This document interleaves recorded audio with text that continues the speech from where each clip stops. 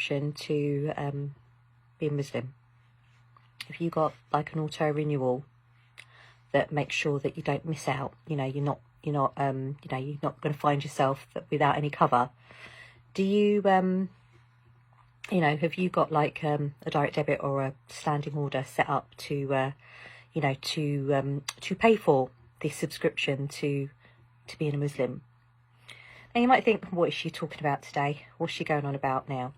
But Ramadan's a bit like that, because it happens every year, and unless we kind of really think about it, then we could get caught short if we if we don't think about it, or if we or it suddenly creeps up on us. We know it happens every year, but suddenly it's getting to that time that everyone's talking about Ramadan goals and journals, and what is it that you want to, or what is it that you need to do to make it the best Ramadan ever?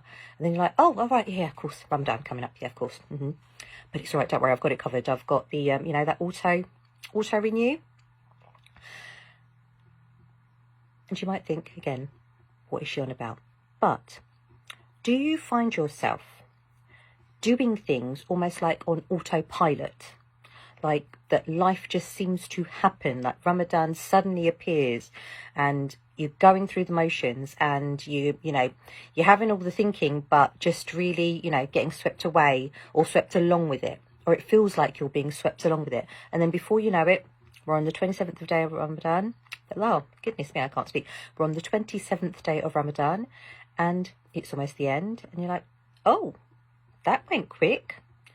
And did you do enough? Have you made the most of it? Are you thinking about, what a washout it's been? Or are you, wondering, where did all that time go? Are you worried? How are you going to spend the next potentially 3 days of Ramadan? So again, how's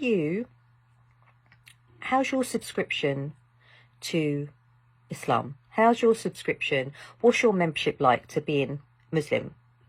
I'm doing that because it's when we think about, what it is, the not the like the traditions, the things of our faith that we do, but subhanallah, Ramadan, it's not just another Muslim thing that we do. It's obviously one of the important things. It's one of the 5 pillars, but just because it happens every year, how present are you in it? How invested are you in it? Are you, like I said, on this auto renew? Are you on autopilot Ramadaning, or are you actively seeking to renew this membership every single year? Are you actively seeking to renew your experience of Ramadan every year, or are you just being swept along with it? Now, for any of you who are who have done any kind of personal development, or any kind of like courses, or any kind of educational instruction, usually you kind of find out about the course that you want to do, or if it's personal development, you've got an idea of what you want to work on, what you want to achieve.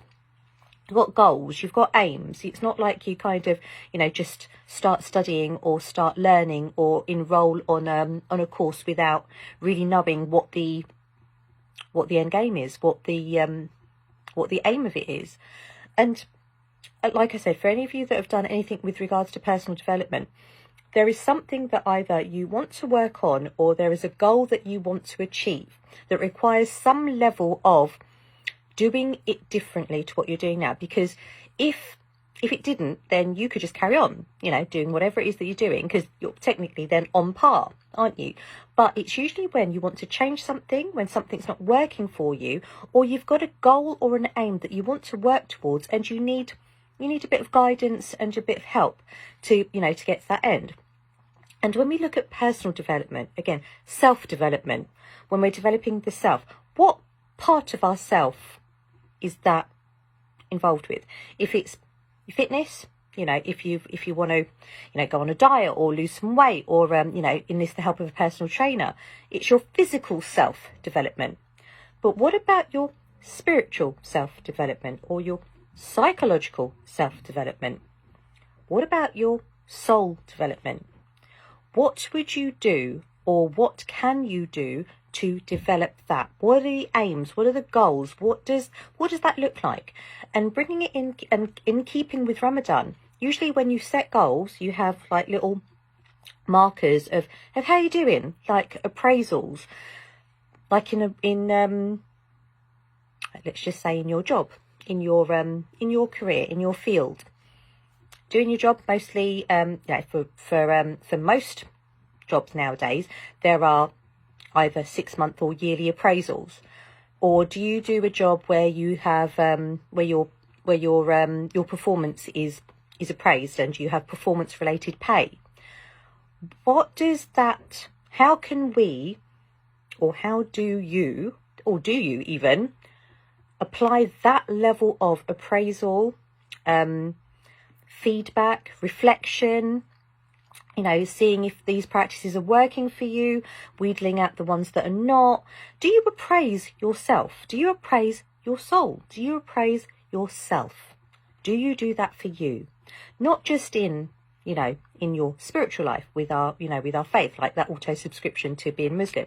Do you do that in your whole life? Do you have regular points of reflection where you think, oh, okay, what went well? What can I learn from that? Or what can I do differently next time? Or what do I not want to repeat? Do you regularly appraise your life? And if not, why not? And if not, is your life going the way that you want it to be going? And if the answer to that is no, then it might have something to do with, if you, in setting goals, if you want certain things out of your life, but you're not doing the things or feeling the things or being the person that you need to be in order for that to happen, then it's like autopilot lifing. It's like automatic, renewal. It's like just going along with life. So what is it going to take for you to stop and actually appraise, reflect, and really think about not only what it is that you're doing right now, but what it is that you want to be doing? What life do you want to be living? And how do you want to feel living the life that you want to be feeling? What does this not autopilot life look like? What does this in life, in real life, in present life look like? And what is it that you want to be doing right now that not only has a benefit for you in this world, but in the next, inshallah? Because if anything, what is it that we appraise for? To what end? And again, if you're subscribed to being Muslim, if you've got that subscription, if you've kind of, made that affiliation, then what's the end game? What's the goal for you? For the women that I've spoken to, and I can speak for myself, inshallah, for myself, the end game is get to a nice toasty, well, not nice toasty, but a nice place in the Akhirah. I quite like a bit of Jannah, to be honest. It'd be lovely. So what is it that I'm going to do? What is it that you're going to do to get to that goal? Have a think about it. And if you need any help, if you really want to get clear with what it is that you want, then firstly, appraise your Ramadan. How's it gone so far? Because it's not over until, I was going to say the fat lady sings, but, it's not over until, I don't want to say the fat man, he could be quite thin, but anyway, until the Maghrib Adhan is given on the last day of Ramadan. Ramadan's not over until then. So what is it that you can appraise your Ramadan, by, and what is it that you still want from this Ramadan? But by extension, what is it that you want for your life? And what is it that you do to, see how on track you are to living the life that you want?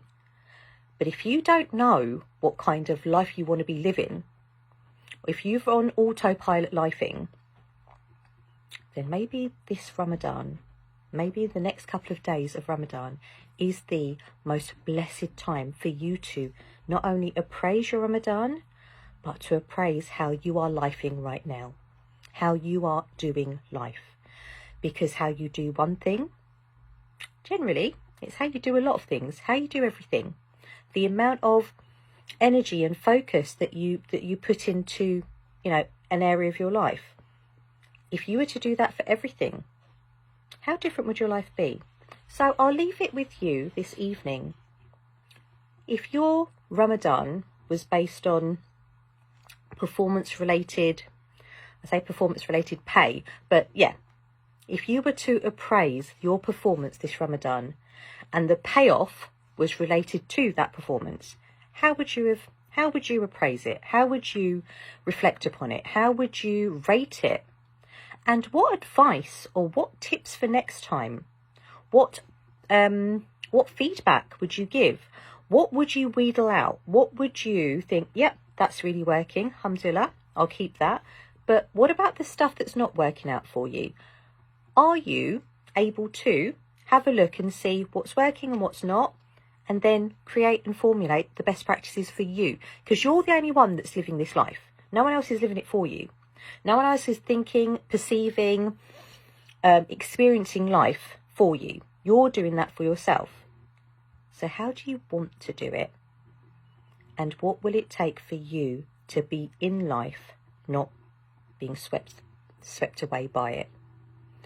This Ramadan, right now, is the most blessed time. Where you are right now is the most blessed time to be making these changes, to be thinking these things, to be appraising, to be reflecting, to be planning, subhanAllah. Because right now is when Allah subhanahu wa ta'ala says again, ask and I shall give.